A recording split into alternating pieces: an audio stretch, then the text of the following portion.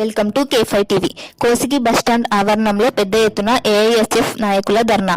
అఖిల భారత విద్యార్థి సమాఖ్య ఏఐఎస్ఎఫ్ ఆధ్వర్యంలో కోసిగి బస్టాండ్లో మాలపల్లి, పల్లెపాడు, చింతకుంట, దుద్ది, కొలమేనపేట, ముగ్గులదొడ్డి, కరణి విద్యార్థులతో బస్సును అడ్డుకున్నారు. ఈ సందర్భంగా ఏఐఎస్ఎఫ్ జిల్లా సహాయ కార్యదర్శి ఎస్ ఈరేష్, మండల కార్యదర్శి అంజీ మాట్లాడుతూ ఎమ్మిగ్నూర్ డిపో నుండి అలాగే ఆదోని డిపో నుండి విద్యార్థులకు ఉదయం, సాయంత్రం విద్యార్థి బస్సు ఉండేది. కానీ కొన్ని నెలల క్రితం Emmiganur depot bus Jalavadi, Kammaladinne, Malapalli, Pallepadu, Chinthakunta road కంకర తేలి పాడైపోయిందని బస్సులు రాకపోకలు నిలిపివేశారన్నారు.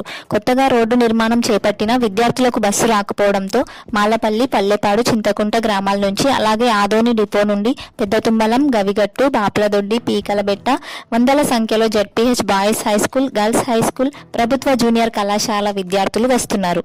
బస్సు లేక ప్రమాదమని తెలిసిన ఆటోలో ప్రమాదవశాత్తుగా నిలబడి మరీ ప్రయాణం చేస్తున్నారని ఆవేదన వ్యక్తం చేశారు. K5 టీవీ రిపోర్టర్ ఖాదర్ బాషా, కోసిగి.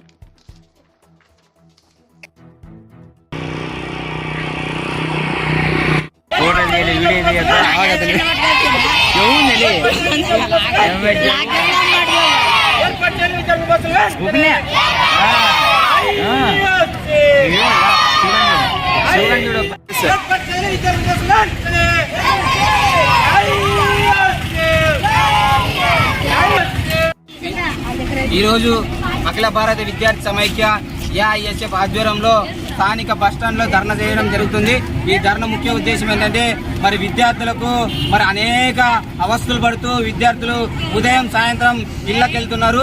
మరి విద్యార్థులకు ప్రభుత్వం వెంటనే బస్సులు కేటాయించి విద్యార్థులను గమ్యస్థానానికి సేఫ్గా తీసుకెళ్లాలని చెప్పేసి ఈరోజు ధర్నా చేస్తున్నాము. మరి కోసిగి, చింతకుంట, పల్లెపాడు, మాలపల్లి ఈ రోడ్డు పైన గతంలో రోడ్డు బాగోలేదని చెప్పేసి విద్యార్థుల బస్సులను నిలిపివేయడం జరిగింది.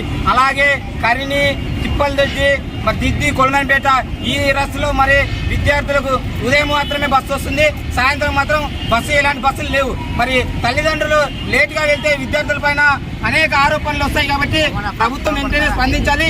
డిఎం గారు స్పందించి విద్యార్థులకు తక్షణమే బస్సులు ఏర్పాటు చేయాలని చెప్పేసి అఖిల భారత విద్యార్థి సమైక్య ఏఐఎస్ఎఫ్ డిమాండ్ చేస్తూ, లేని పక్షంలో పెద్ద ఎత్తున డిపోను ముట్టడిస్తామని చెప్పేసి ఈ సభాముఖంగా తెలియజేస్తూ, నా పేరు ఈరేష్, ఏఐఎస్ఎఫ్ జిల్లా సహాయ కార్యదర్శి.